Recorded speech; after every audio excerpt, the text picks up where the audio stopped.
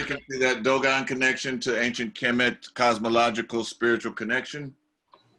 And, you know, so I don't know how many, I see some people that could be around my age, but probably not. I don't want to get in trouble there. So there used to be this show called In Search Of, and I'm thinking some of you may remember it. It was narrated by Mr. Spock, Leonard Nimoy, and they would search out, you know, Loch Ness monsters and all kind of stuff. And then, but one episode, they had one on the Dogon, and this was in 1977. And I want to show this little spot here, if it will allow me to. Okay. So this is like a few minutes, so check it out. And we'll talk about it on the other side. These dances, these masks, these strange rituals have meaning. Precisely the relationship between a remote African tribe and the heavens. This tribe believes all life comes from a distant dark star, invisible to the naked eye. Recently, modern science was able to find this star and confirm its existence.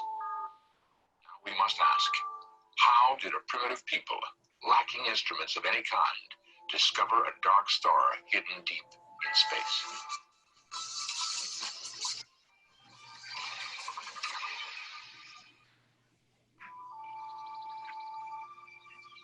In Central Africa, among fortress-like cliffs on the southern edge of the Sahara Desert, live a people called the Dogon. 1,000 years ago, fleeing from warring tribes, the Dogon found refuge here. The Dogon have endured and preserved mysterious ancient knowledge. Knowledge of an invisible star and its movements through the heavens.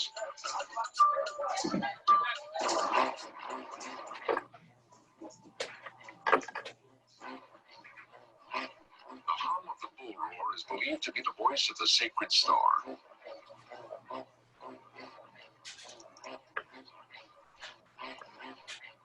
It calls initiates to a ceremony high in the cliffs.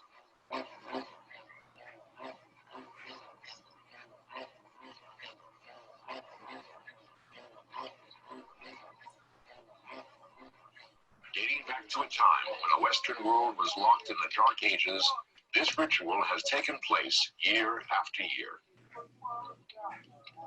During the ceremony, the full spectrum of Dogon knowledge is revealed and passes from generation to generation.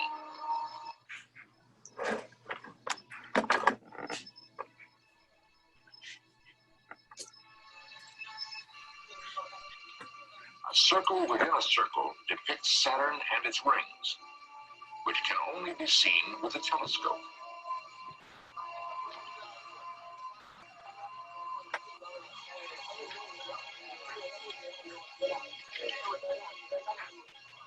A large circle and 4 satellites. The planet Jupiter and its moons.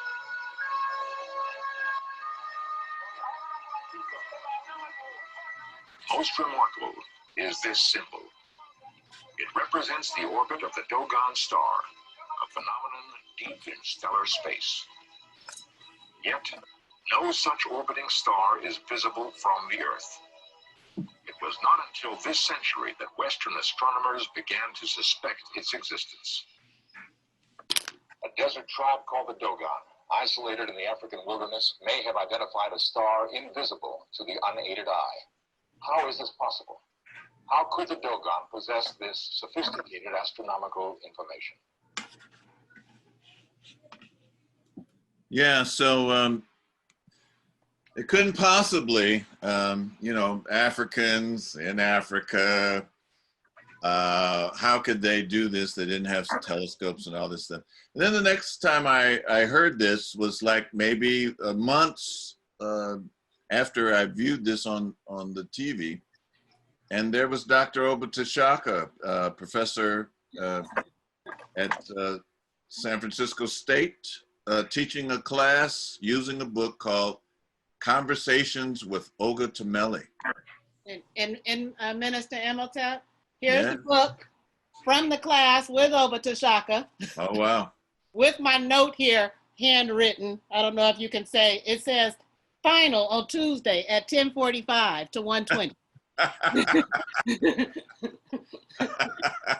You just got to subtract 35 or something from that. You know what? Somebody sent me a note too, Sister Regina up here. She sent me a note. She took the class in '89. You know, so I think that was about the year that I took it. It was 89, maybe 90. Is that right? 89, Well, 90, you may know Regina. You know if you saw her, you may know her. So here's. It wasn't 89. It would have been around 92. Okay, yeah. So she said it was 89. So here's Professor Obatashaka, Dr. Obatashaka, and there's the book Conversations with Olga Tamelli. And who was Olga Tamelli? He was a blind Hogan or a priest. And, you know, in the words of Dr. Ivan van Sertima, he sat down with two French anthropologists and spat out two books. One of them was Conversation with Olga Tamelli, and the other one was it was called The Pale Fox. So the Dogons live by ancient Mali, and this is significant because this is where the city of Timbuktu is, and the University of Genève, where the first successful surgical operation on a cataract on a human eye took place. So people would come all the way from China to study. You know, we think that Chinese have been involved in Africa just recently, but people used to come as far away as China to go to their university. But these people did something in particular. They, you know, in that clip, it said escaping warring tribes, but really what they were doing, they were escaping the Muslims. You know, they, you know, particularly the Fulani jihads. And so they're in this real inhospitable place so that they can practice their culture.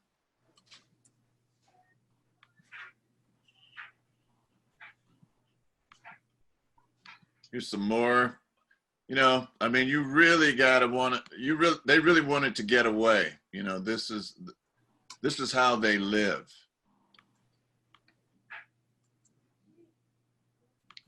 So now, the Dogons are keeper of astronomical knowledge, so astounding that a Western scholar such as Kenneth Breacher of Massachusetts Institute of Technology arrogantly exclaimed, "They have no business knowing any of this." They have no business knowing. The astronomer priests of the Dogons had for centuries, it seems, a very contemporary understanding of the heavens.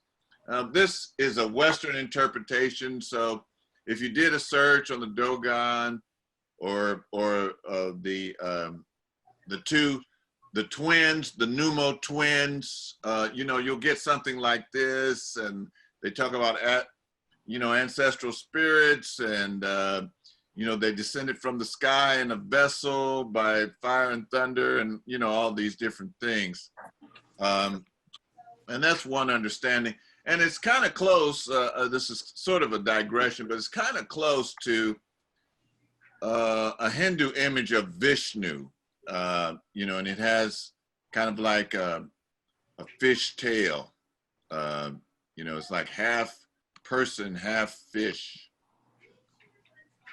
So the Dogon knew the rings of Saturn, the moons of Jupiter, the spiral structure of the Milky Way galaxy, and where our star lies within it. And it's something about the color blue with them. And so here's some Hogans here. They claimed that billions of stars spiral in space like the circulation of blood in the human body. They knew the moon was a barren world. They said it was dry and dead like dried blood. But perhaps the most remarkable facet of their knowledge is their knowing of intricate details of the Sirius star system, which presently can only be detected with powerful telescopes. The Dogon knew of a white dwarf companion star of Sirius, the brightest star in the sky. So without these instrumentations, you know, telescopes, satellites, they're able to see that. They knew its approximate mass. They said it's composed of sagala, an extremely heavy, dense metal. It was so heavy that all the beings on Earth combined could not lift it. And this actually is a description of what Westerners describe as a white dwarf star, a star that's really condensed and packed. And they know its orbital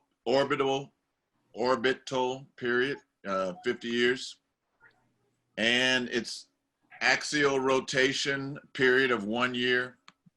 Furthermore, they knew of a third star that orbits Sirius and its planet. So they have a full knowledge of the Sirius star system. So the X-ray telescope aboard the Einstein orbiting observatory recently confirmed the existence of the third star. The Dogon, with no apparent instrumentation at their disposal, appear to have known these amazing facts for at least 500 years. And of course, that's a Western interpretation, so it's much, much older, and we'll talk about that as we go further. So are there any questions, any observations as we go along? Anyone? Yes, I have a question. Yes. We have information where the Dogons migrated from. Yeah, we're going to talk about that. There's speculation that they actually came from Khemet.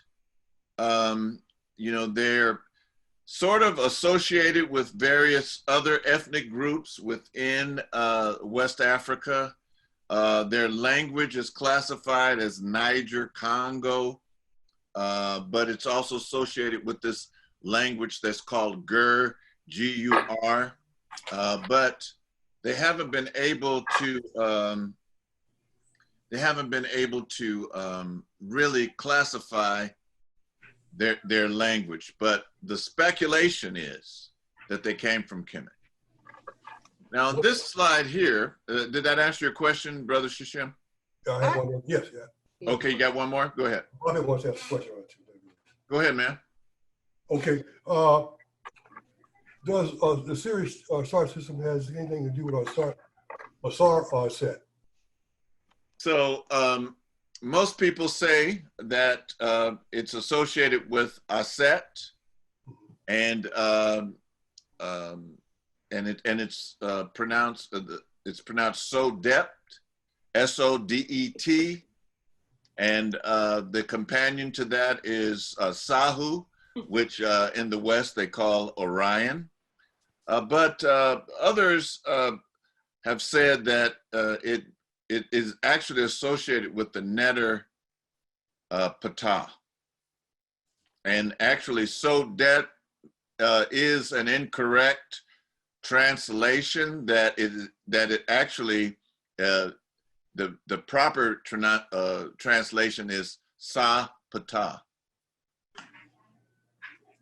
So here's what we're talking about. So here you have Sirius A, the brightest star in the sky. So when you go out at night, you look up, the brightest star that you see is Sirius.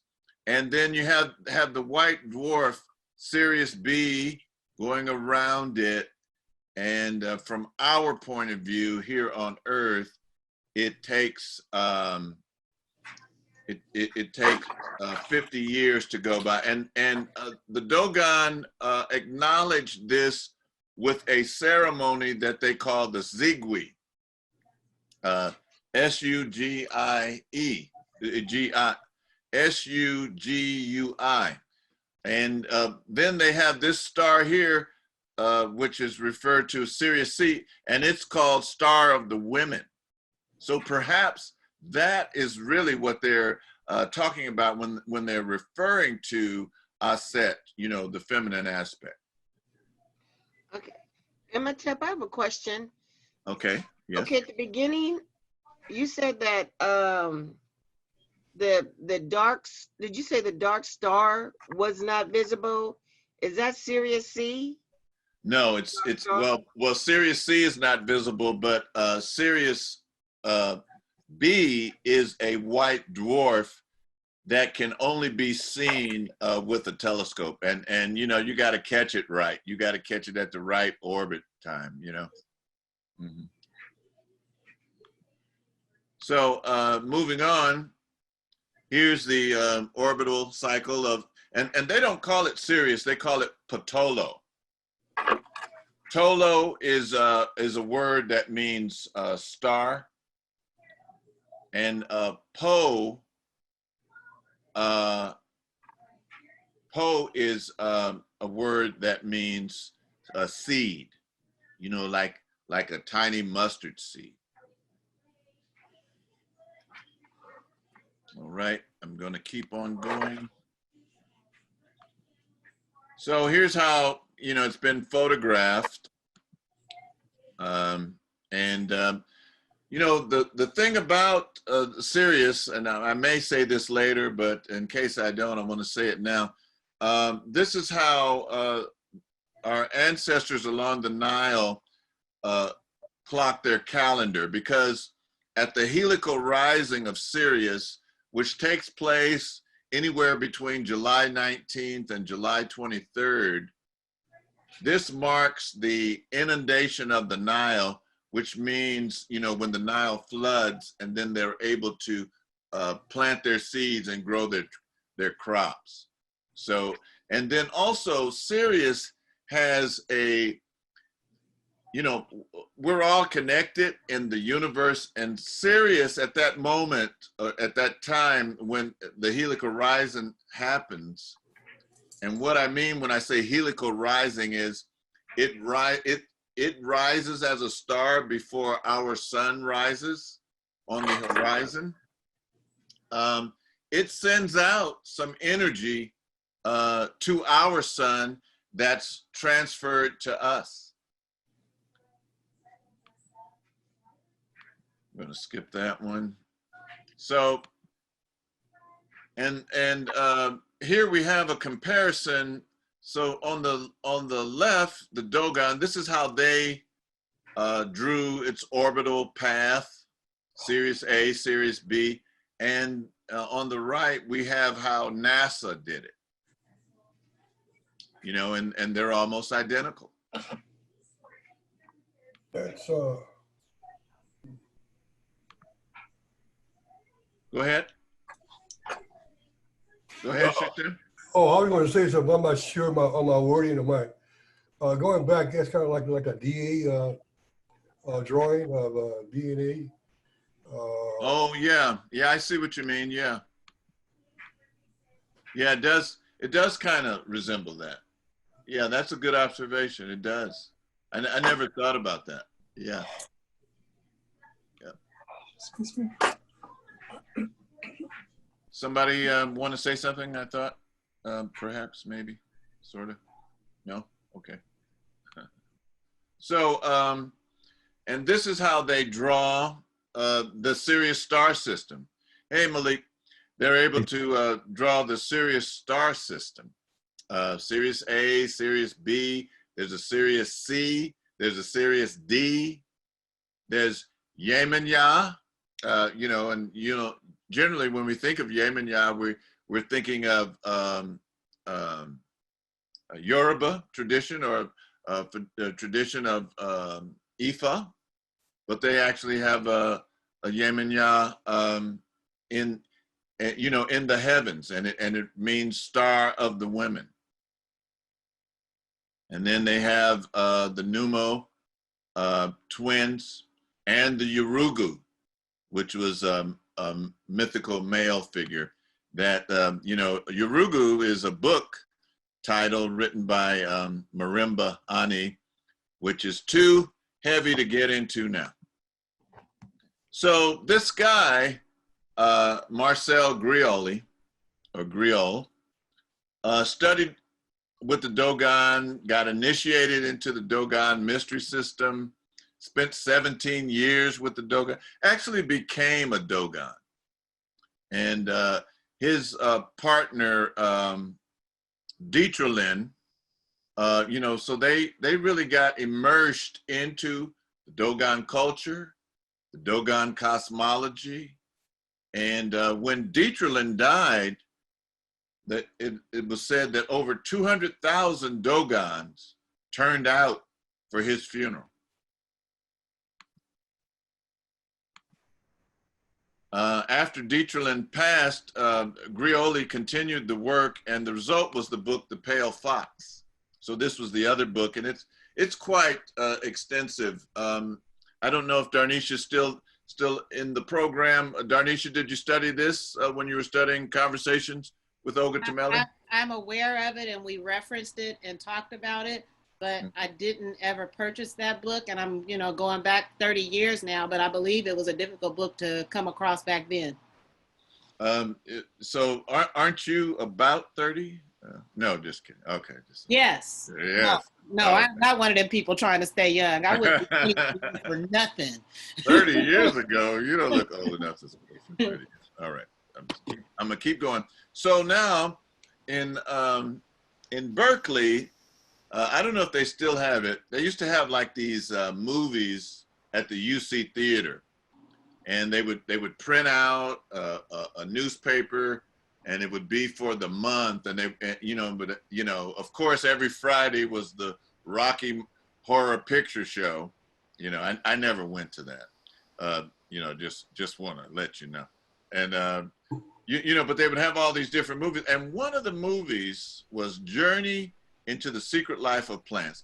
And when I saw this movie, I thought, because it's time-lapse photography choreographed to Stevie Wonder's music. He has an album, it's called Journey into the Secret Life of Plants.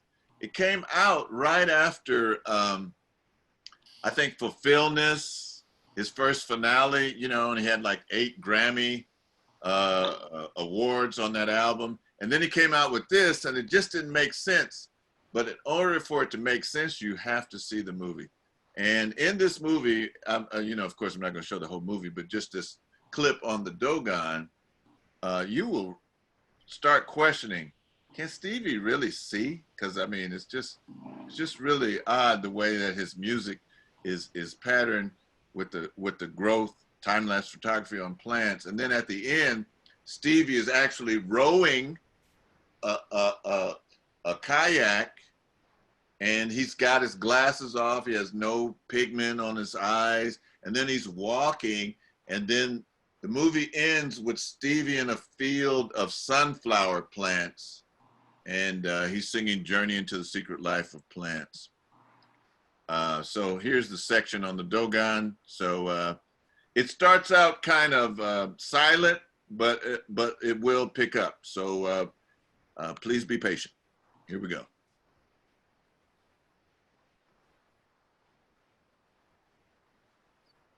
Look at where they live. In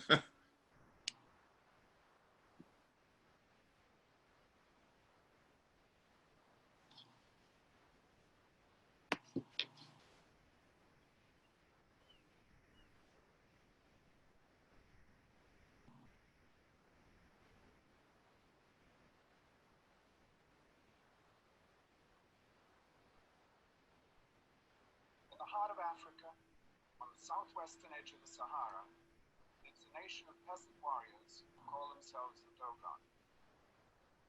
For centuries, they have remained fiercely independent, guarding their villages and fields against intrusion from the outside world. Living in widely scattered villages, turbulent landscape and sandstone, in huge escarpments, inaccessible cliffs, Dogon cling to a strong religious identity. Concepts of nature and the universe that are unique among the so-called primitive peoples of Africa. These beliefs, interwoven in a tapestry of complex symbols and legends, are known only to a handful of tribal elders.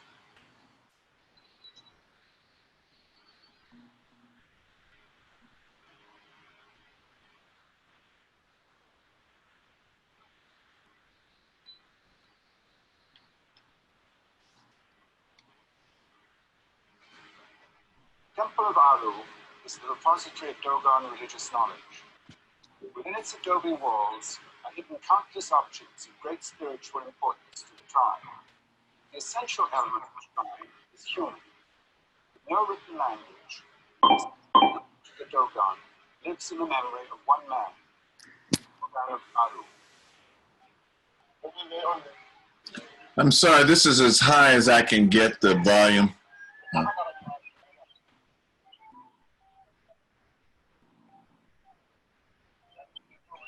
Approached by the elders of the village, Dogon alone can direct the course of their rituals. He alone remembers the sacred rites of the Sigi. The Sigi ritual, held only at 50-year intervals, celebrates the movements of the sacred star. It is the most important event of the Dogon world.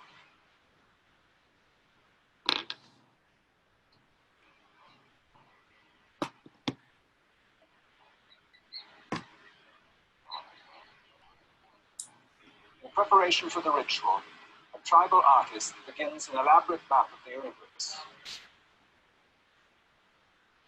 The words of the Dogon are translated into an astonishingly accurate view of the heavens. The planets of our solar system are shown in their proper orbits around the Sun. The rings of Saturn and the moons of Jupiter, invisible to the naked eye, are described in accurate detail. Most remarkable is their knowledge of a distant star called by them Portolo. Named for a seed, Portolo orbits the star Sirius in the constellation Canis Major.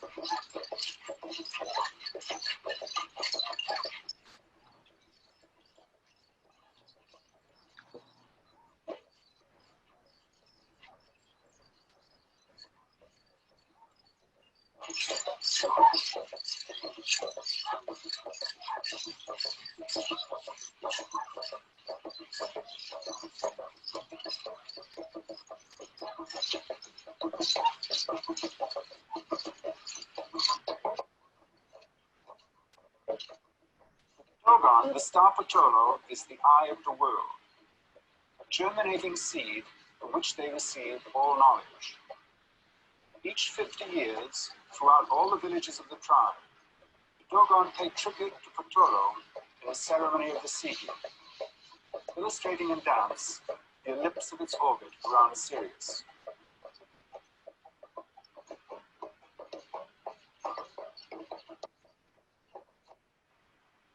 Half a world away, astronomer Charles Alcott of the California Institute of Technology, and Thomas Bellows, a computer programmer, searched for scientific truth in the Dogon legend. Astronomers now know that Sirius does, in fact, have a small companion star invisible to the naked eye.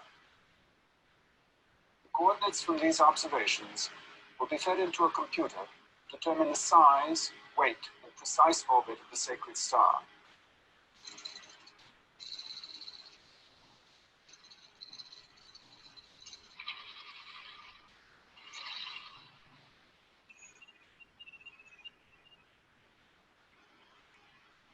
The computer now confirms what the Dogon have known for centuries.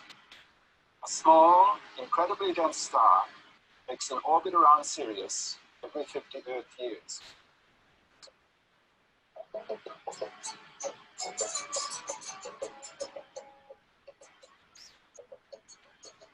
In a sacred cave, the elder Amandingi explains the significance of Portolo to initiates of the Sigi ritual. Potolo is invisible to the eye, but not to the spirit. Thus, when men perceive Potolo, they are spiritually renewed.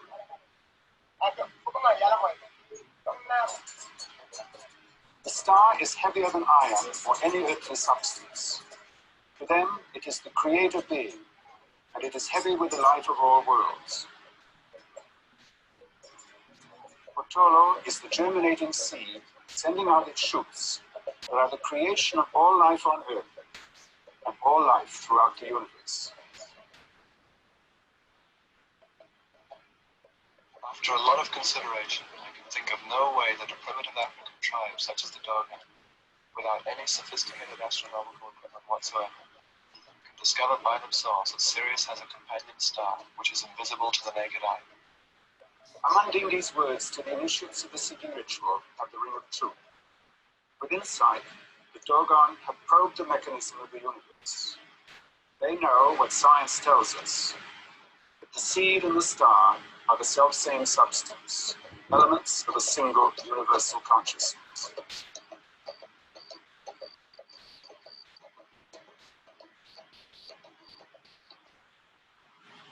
So, any questions, any observations on that one?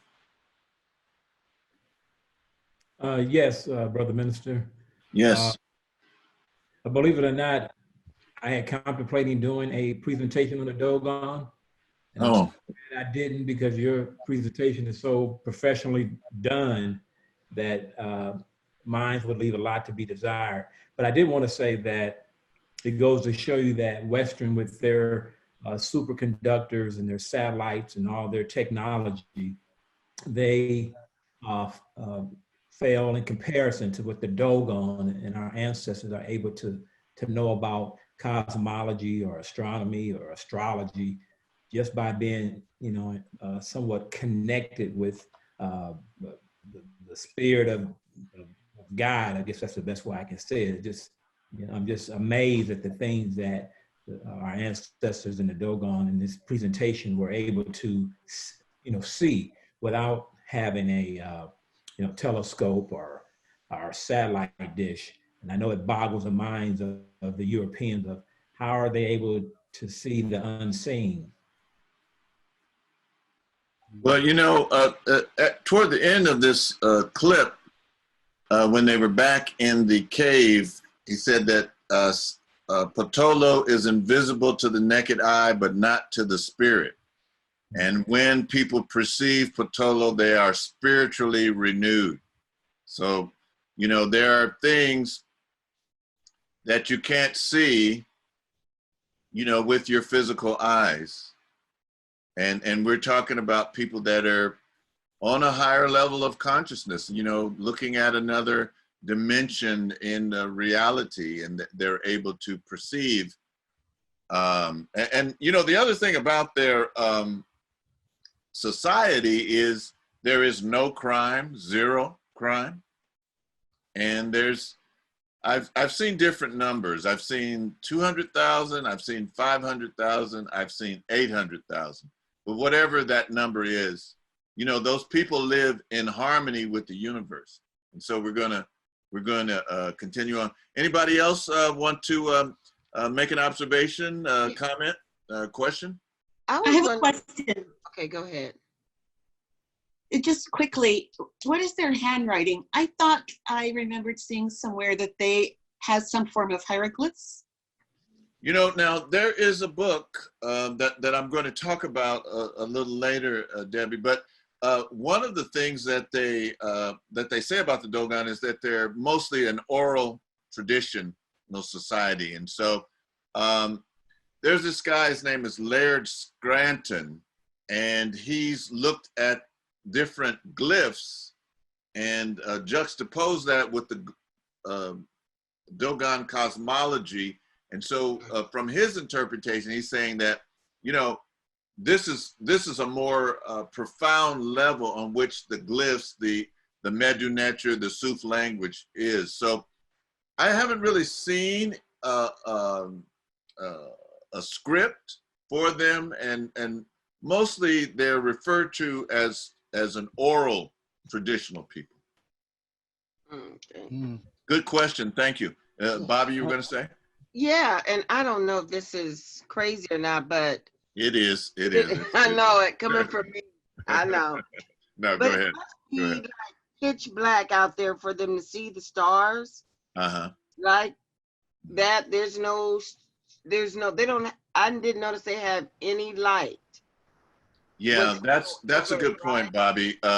You know, that was one of the things when I was in Dr. Tashaka's class. One of the things that he was saying is that the people, their eyes was just used to looking out at the stars. You know, and so they're in a mountainous region, right? There's no street lights there, you Right. know, and so when it gets dark, you know, like here, if you go in the country, and there's no lights, you know, the sky is blanketed with stars, you know. So, but it's something about this this star that they call Sirius, that they call Patolo and Ziggy Tolo, you know, that, you know, they get a real spiritual inspiration from. Now, moving on. So Yeah, you got a question, Kat? Well, not so. Well, yeah. A comment or a question? That's good. I find that, you know, the information that they have and everything seems absolutely amazing. So I'm curious as to the significance of it. They don't particularly appear to be particularly evangelical, like they're moving out and sharing this knowledge with others. They don't appear to have that many comforts. They live in a very desolate, rocky place, and so I'm just wondering what is the real significance that they bring. They have this knowledge, they have this information, but are they sharing it with other Africans? What do they perceive as their purpose? Is it just to be a storehouse for this information? Those are the questions that kind of reverberate through my mind. Those are really good questions, and I don't know if I'm skilled enough to answer those questions. I'm not sure when you came into the discussion, but you know, they come from a place of knowledge. You know, in Mali isn't, present day Mali isn't like it was, say, 900 years ago. You know, it was a place where people went to gain knowledge. You know, there's universities there. You know, the famous mathematician Ahmed Baba, you know, is located there. You know, and when the Islamic incursion came in, these people just booked. You know, and they went to the hills. They went to some place really isolated to get away from all that, and you know, really to get into the spirit. And so I guess what they're proving is, you know, and I heard Dr. Clark say this. He said that in order to have civilization, you have to be civil. You know, so you don't have to have necessarily a lot of technology and a lot of things like that, but these people, they order their lives in the pattern around these astronomical movements. So I'm going to get into that. I want to just make one quick comment. One quick comment. Which yes, is that, yes, go ahead. Go ahead. I'm amazed at the arrogance of the Europeans. They constantly refer to them as primitive. Now here's someone that could do what you couldn't do, but yet you still feel that you need to label them as primitive. I just had to make that comment. Oh yeah, I'm glad you did. It's so obvious to me, I may have forgotten to mention it, but yeah, wow. You know, because that guy from MIT, he's saying they have no business knowing. Yeah. You know, hey, we're the white man. You know, we put Right. millions of dollars into satellites in the sky and, you know, observatories and all this stuff, and we can't see it, you know. And if we don't see it, it don't exist, you know. It's amazing. There was somebody else. Thank you, Minister Ahmadi. I defer. Go forward, Baba. I'm learning. Thank you. Go ahead. Go ahead. I'm just saying, one of the things that I'm always just trying to make connections between things, even if I don't quite completely understand what the connections mean. But I noticed on the video, the last video, the priest was, the elder was sitting on this black and white checked cloth. And I remember reading the section on Conversations with Ogum Tameli about the significance of that black and white checks. And you know, the book is just so deep. It's like my third time reading it, and I'm still just trying to understand. So I remember reading that, and it talked about it having something to do with the view of villages and houses and shadows. But then when I was in Ghana, because I read this last year kind of as my book while I was traveling through Ghana, and then I looked up as I was reading those chapters, and I saw all this black and white checked stuff on the Sundays on the funeral day. So on Sundays, everything is red, but if it's not red, it's black and white checked, and that's their traditional pattern for funeral. And I saw the exact same thing in the video that you just saw. It's also in the book Conversations, and how you don't necessarily understand all of these things, but how these cultures still take things from one another. I don't know if the people in Ghana, you know, they didn't, every time I said Fulani, they didn't like Fulani and Mali people, but that they still have this tradition that they use today. And I don't even know if they know that it actually originated up there in Mali. Just how we borrow from each other, and the synergy that we create. Well, you know, at one point, all of those were one nation. You know, when you talk about Songhay and really ancient Ghana, which is not located in present day Ghana. You know, what's the other one? Songhay, Ghana. It might be Mali. Anyway, you know, when you mentioned the black and white thing, I don't know if you noticed in Masonic temples, they have the black and white floors, you know, and you know, when you're playing chess, you have black and white squares or black and red squares, and there's 64 squares, and how many codons are in the human body? 64. All right, I'm going to keep going. Thank you for your comments. So Dr. Theophile Obenga wrote in African Philosophy, the Pharaonic period. He wrote about the Dogon, and he mentions this glyph. Can you see it? It's the Aduno Kine, the life of the world. To represent the universe, the Dogon use an image called Aduno Kine, the life of the world. Let's see. It resembles the Kemetic Ankh. It has two meanings. One is humanity and the celestial placenta, the open ellipse. The other meaning is the earthly placenta, the open ellipse. The space separating the two ellipses, there is a cross-like figure that indicates the cardinal points, north, south, east, and west. This symbol of the universe expresses in itself an entire cosmology, for it symbolizes the universal multiplication of things and beings. Aduno Kine, the life of the world. At the same time, it serves as a material vehicle for the entire infrastructure of Dogon life. The architecture of Dogon houses is based upon this primal sign. Historically, according to the Dogon, it was the source from which all spaces, beings, and things in the universe flowed. And this is kind of a digression, but in South Africa, there are these ancient ruins that date back to 200,000 years. And on one of them, there's a petroglyph, and it has an ankh there. You can see it faintly in the center.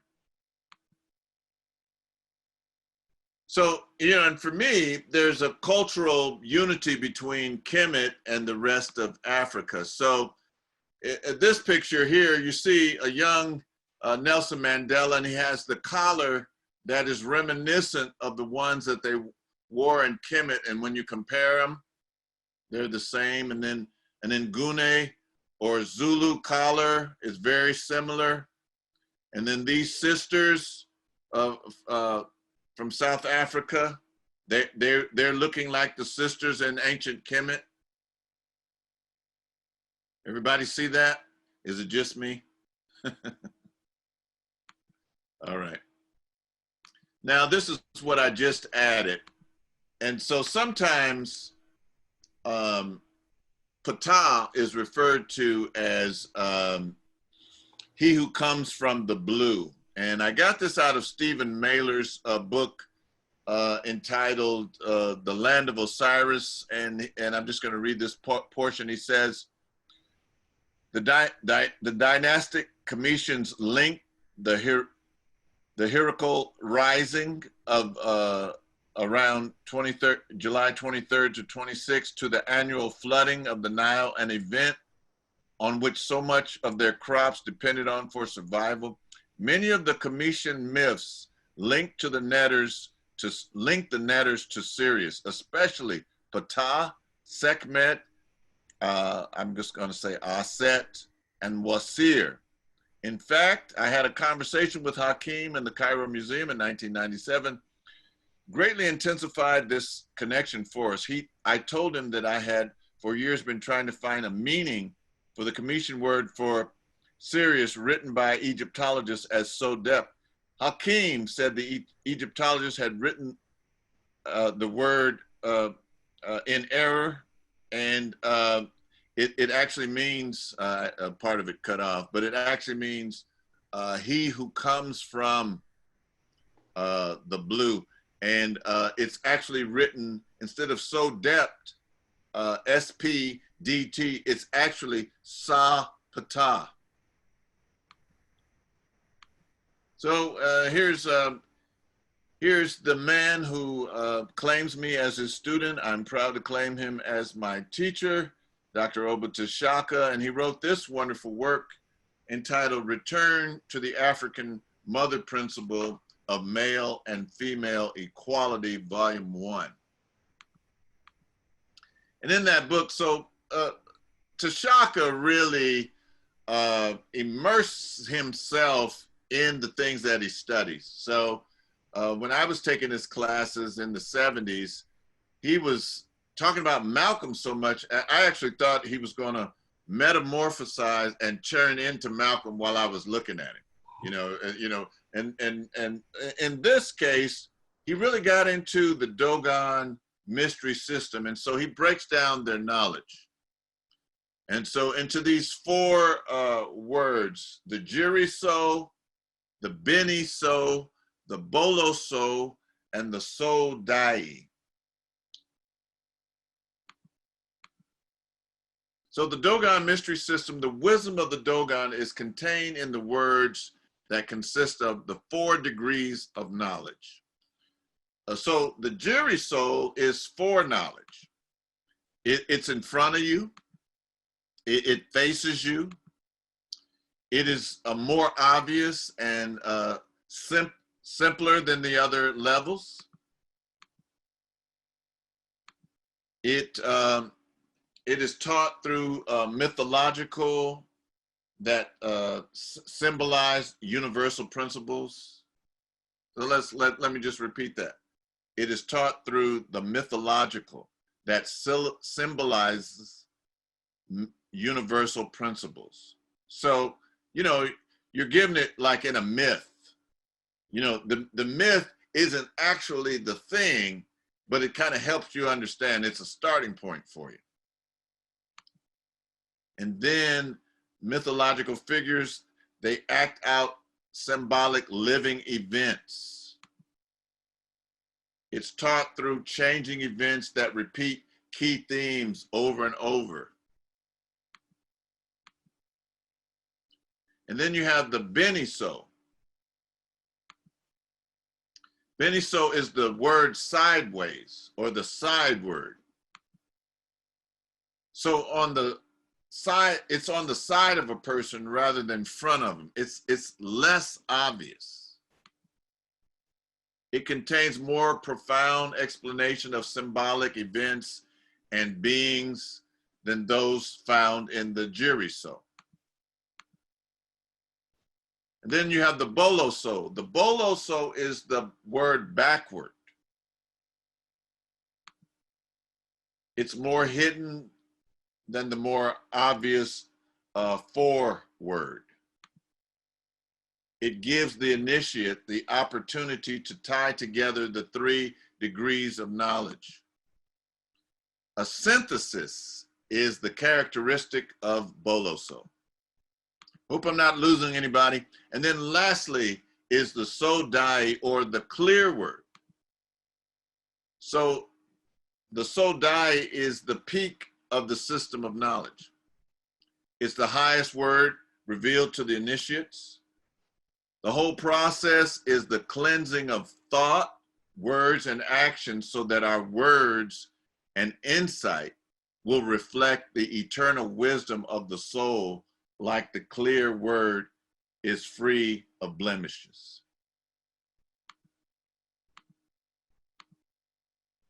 So, you know, what we're talking about, you know, each little section that I have could be a class, okay? So I'm just kind of running through this rather quickly in an hour and a half. So again, the Jiriso, the word forward, Beniso, the word sideways, excuse me, the word backward, Boloso, the word sideways, and then Sodai, the clear word. So this is their system, and this is what those anthropologists had to go through, you know, 17 years. And after they got the clear word, that was the first step in another 8-step process. Somebody asked where did they come from? It might have been Shishim, I can't remember. But when we read Dr. Chancellor Williams' book, he talks about the migrations. And, you know, when invaders came in from Asia, a lot of times the people just went further into the interior. They went further east. They went further west. They just booked, and they just got away from alien invasion and incursion.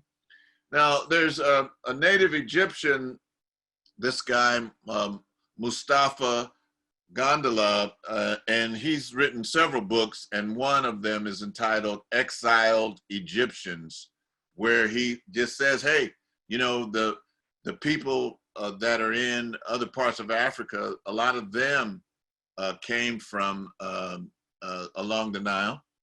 And just one example, in Nigeria, there's a river, it's called the Benue River.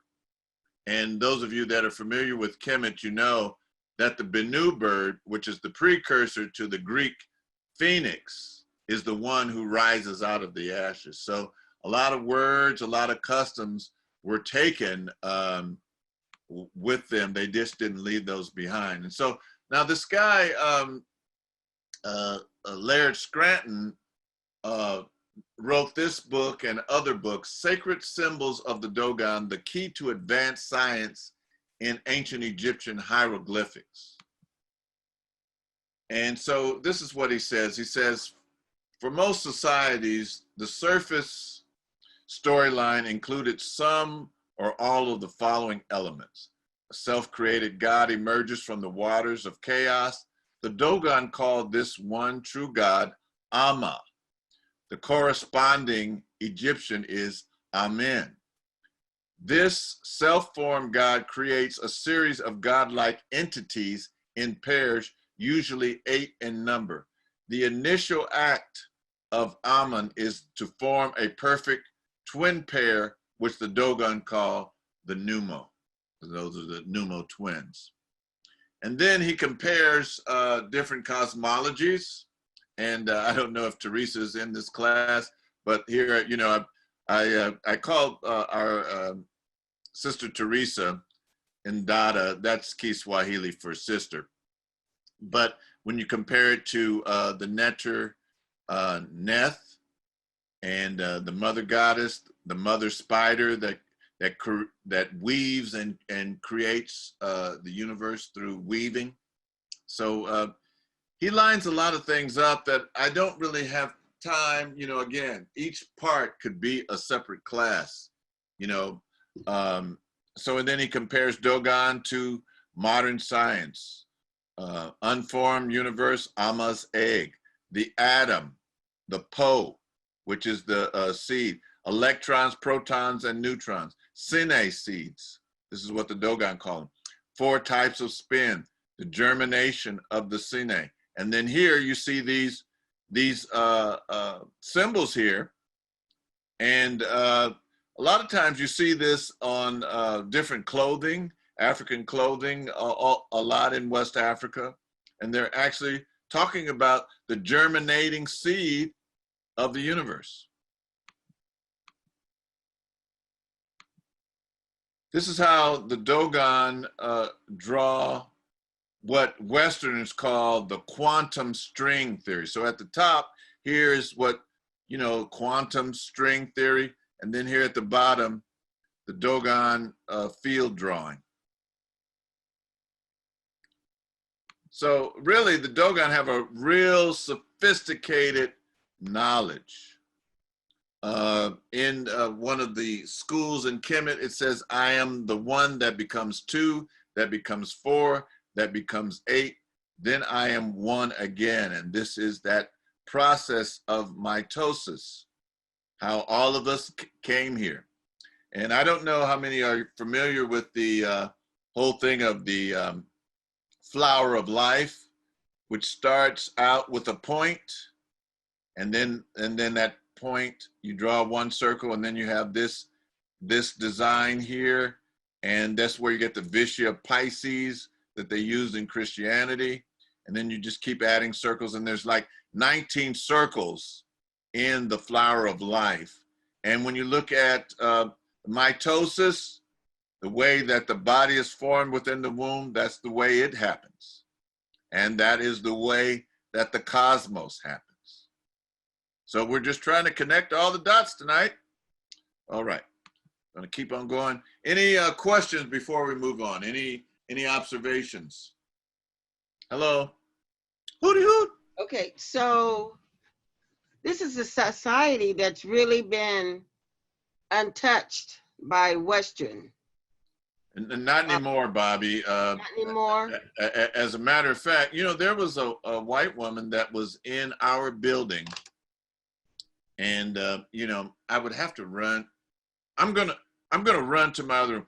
Hold on, I'll be right back. Talk amongst yourselves. I'll be right back.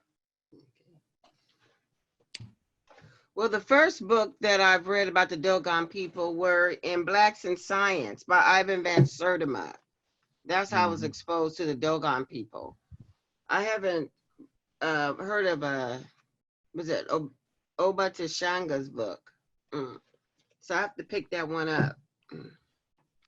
One of the things that's interesting about the Dogon is that Dr. Dakwa, in his book, The Africans Who Wrote the Bible, he says that the Khan people are actually 11 clans or 11 other tribal nations, and that the Dogon was one of them. He also mentioned the Igbo, the Hausa, the Ikwe, and Mbili. It's about 11 of these clans.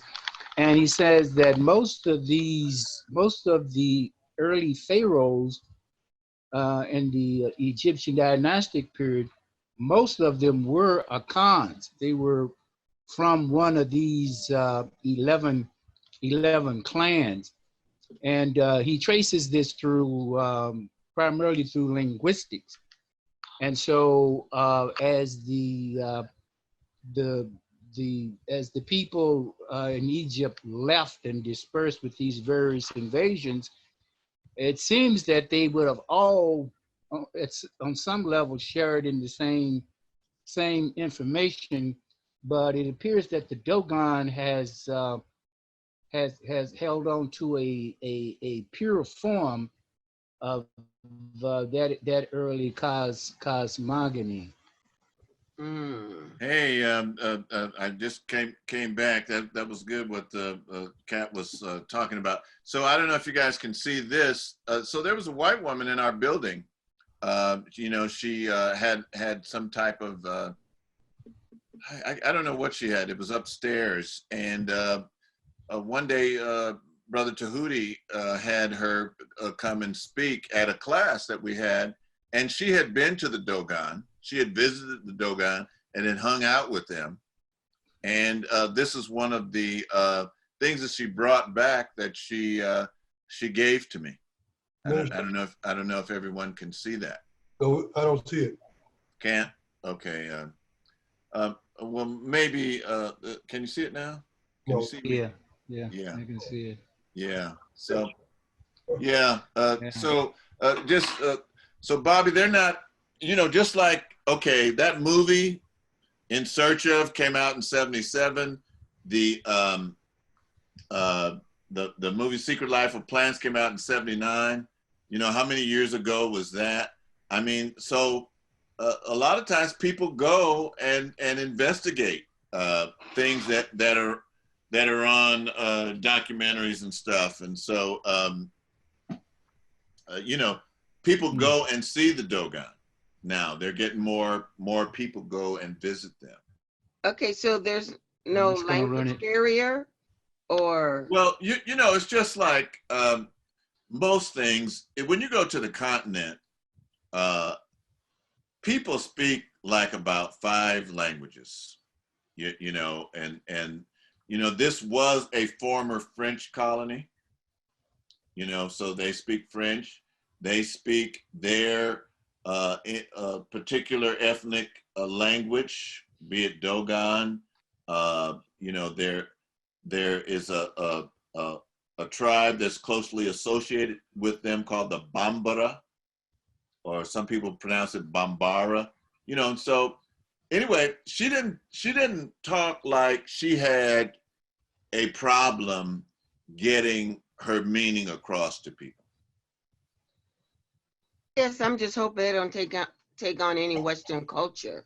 Well, now one of the things that I found out in studying is that, okay, there is a small minority within the Dogon ethnic group.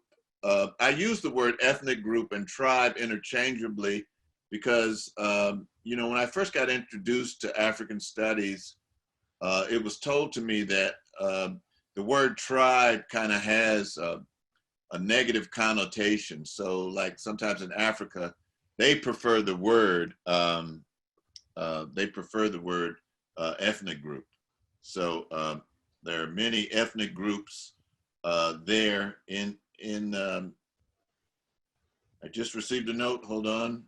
Oh, wow. Yeah, he does look like him. He does look like him, Darnish.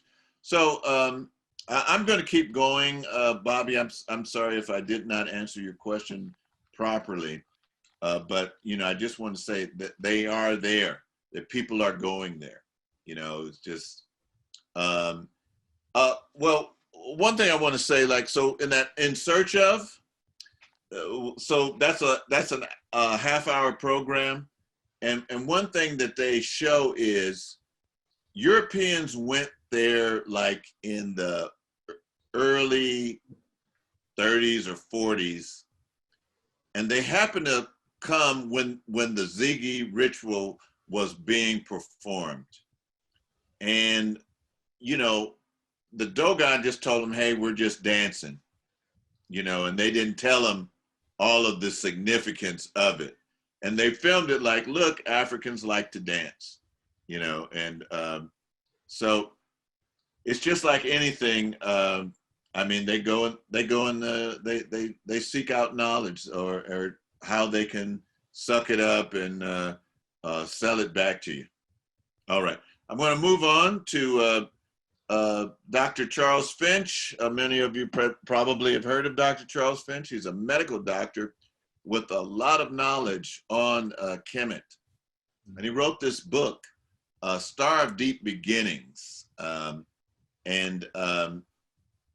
So Star of Deep Beginnings, I'm just going to hit some high points. I'm not going to get into the weeds, into the details. And then after this section, I provide a website that you can go to that you can read, you know, in depth what Dr. Charles Finch has to say about the Dogon. The Dogon, Poe, and the Origin of Matter and Space-Time. The Birth of Space-Time, Signs and Symbols. Africa, Investigation into Space-Time. The Dogon, African Intellectual History.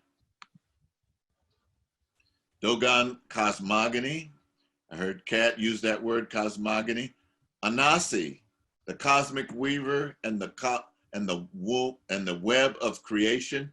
And normally when we think of Anansi, we think of it as an Adinkra or a Khan philosophy manifestation, but it's actually across barriers of quote unquote ethnic groups.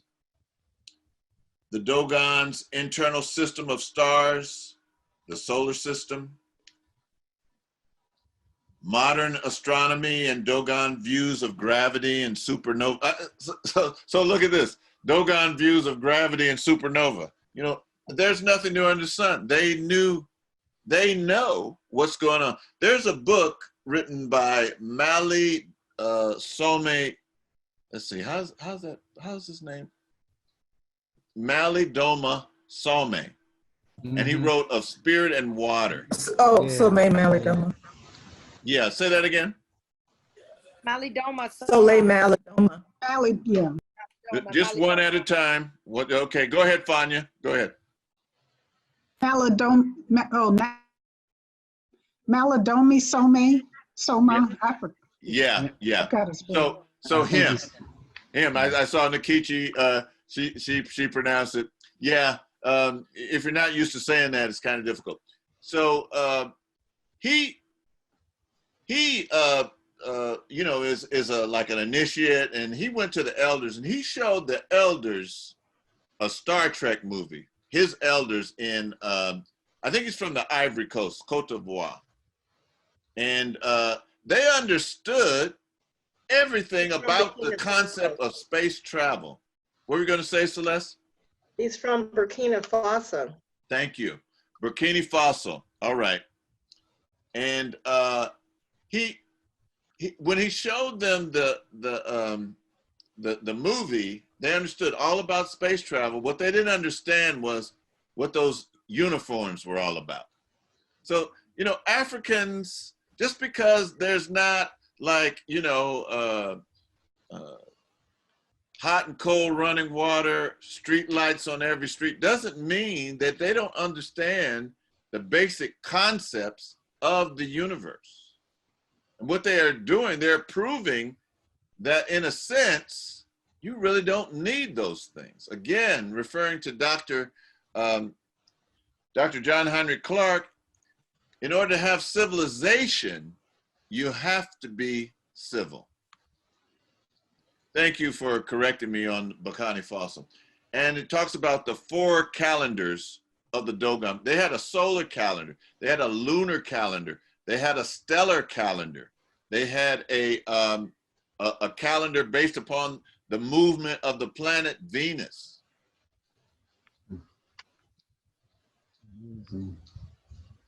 So here's the website that you can, I'm going to leave it up for a few seconds if you want to write it down that you can visit this website if you want to find out more information.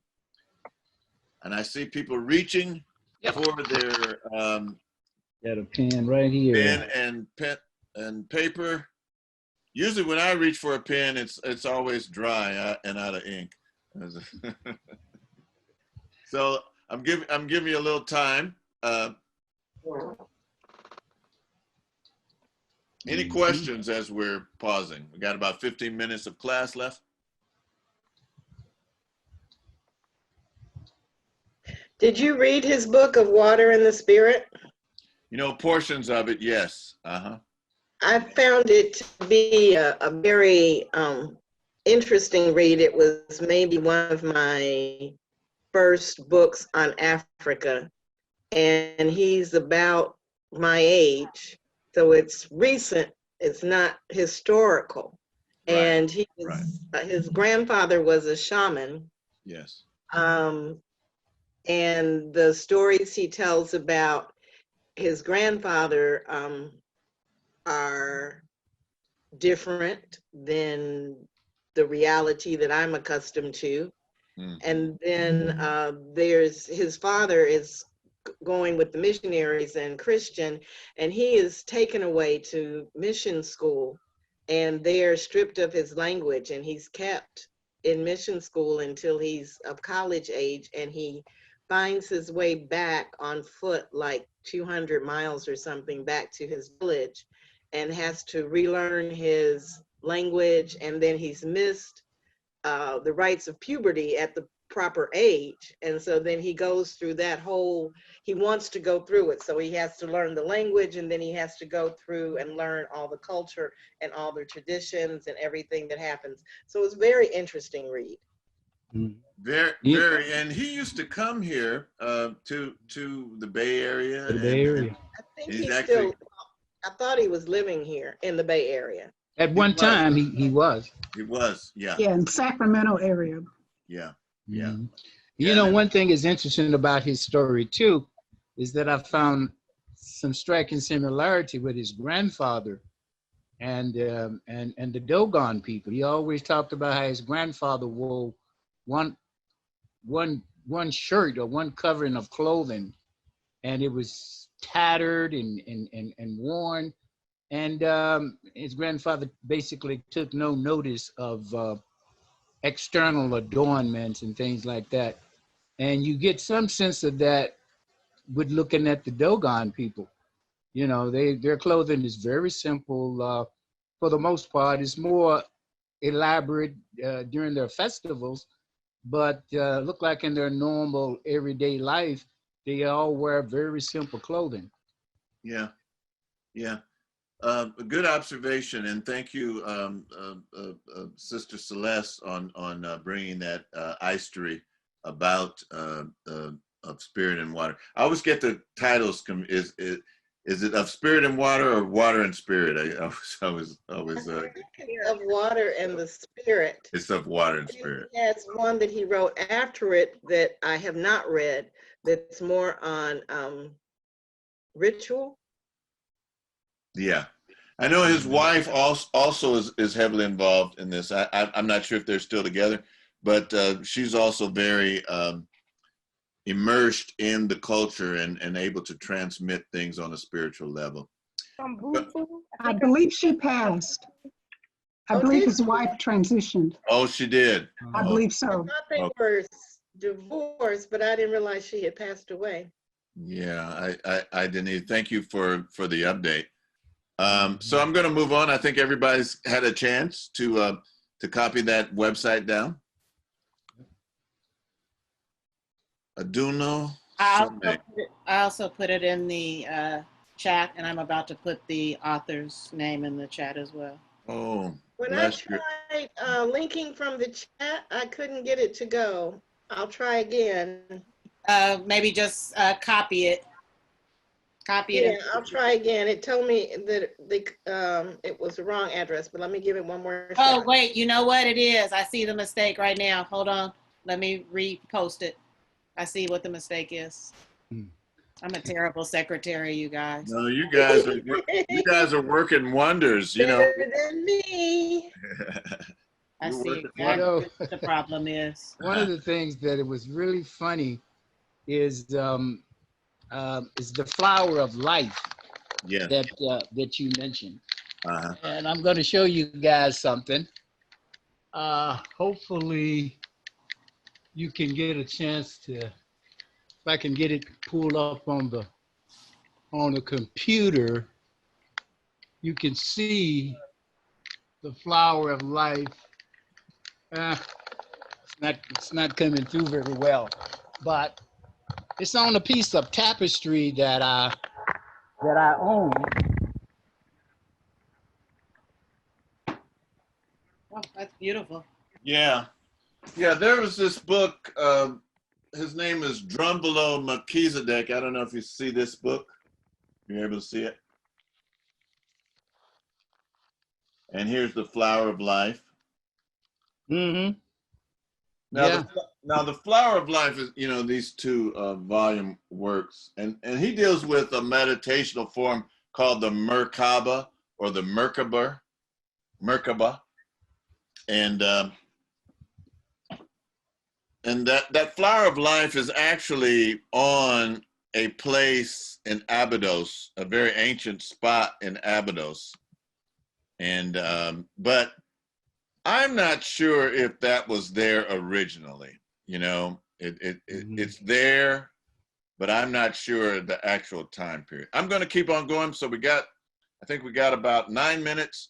So I kind of look at things in an eclectical form. And so now I'm going to move on to this Eastern,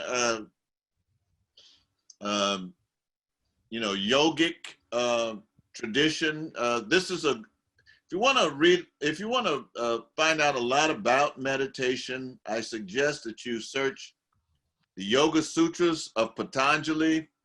This particular version is put together by Christopher Isherwood and a Swami with a long name, the last part, Ananda. When you see that word Ananda, that is a word that means bliss.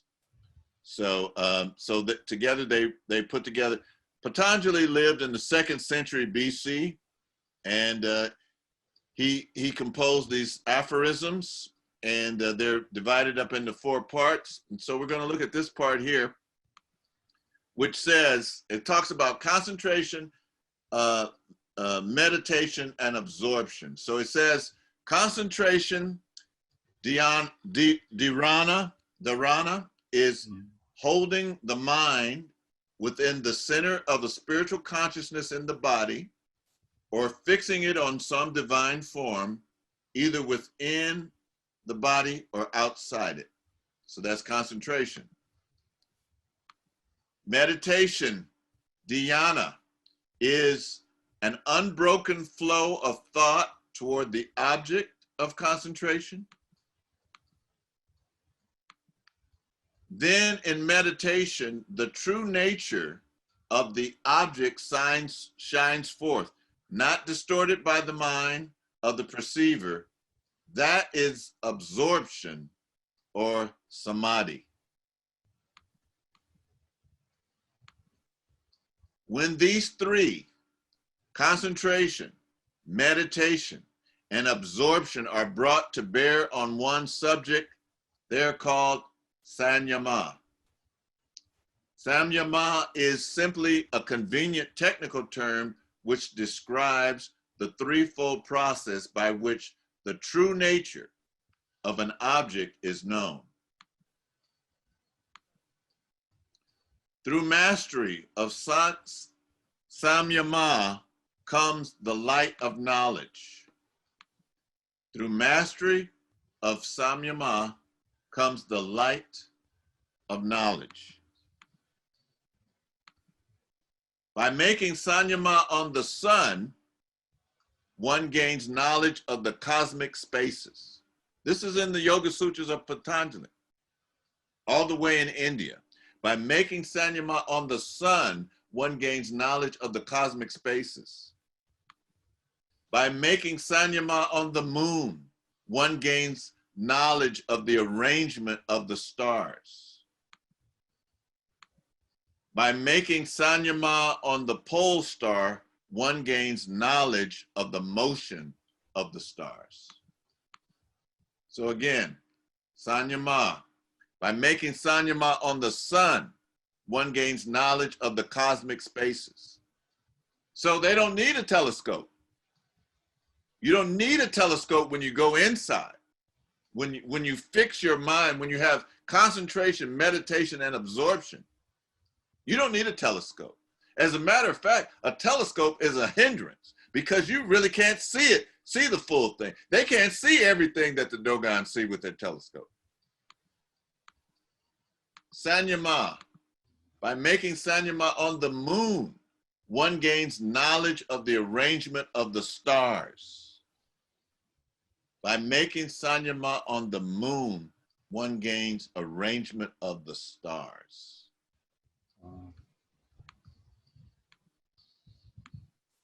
By making Sanyama on the pole star, one gains knowledge of the motion of the stars. You know, right now, the pole star for us is Polaris. But at other times, depending on the rotation and the precession of the equinox, it moves to Vega, Alpha Draconis. All these other stars are pole stars as well. By making Sanyama on the pole star, one gains knowledge of the motion of the stars. So I'm proposing that the Dogon did Sanyama on the cosmos to gain their knowledge of Patolo. You know, they just got into themselves. They meditated. You know, they weren't watching reality TV. They didn't know what the latest article of clothing was. You know, they were focusing on what was real. You know, the one of our we'll say you know, one of the holy books that we've focused on is Stolen Legacy, and within Stolen Legacy, it has a thing called the 10 virtues, and the last 2 virtues are cultivate the ability to distinguish right from wrong, and cultivate the ability to tell the real from the unreal. The Adona Sone, the womb of the world.